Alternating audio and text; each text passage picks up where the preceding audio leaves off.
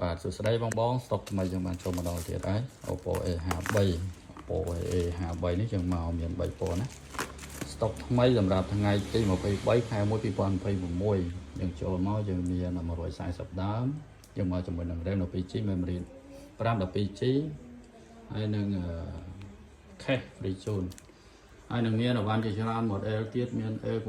2020 មាន Oppo A73 មាន A93s A97 A31 យើង A56 មានក្នុង stock ច្រើននឹង Redmi A3 Redmi 14C Redmi 14C នេះមាននៅសល់ប្រហែលជាខ្ទង់70ដើម80ដើមអញ្ចឹង complete បងដែលត្រូវការវ៉ាន់មកទឹក complete ណាស់តែតមកតាមឆាតក៏បានតាម Telegram ក៏បានឬក៏ចង់មកមើលផ្ទាល់ក៏បានគឺទីតាំងនៅខាងបរិយភពថ្មីកបោត2នៅចិត្តផ្សារណាអញ្ចឹងមកមើលដល់ទីតាំងក៏បានបងអរគុណច្រើន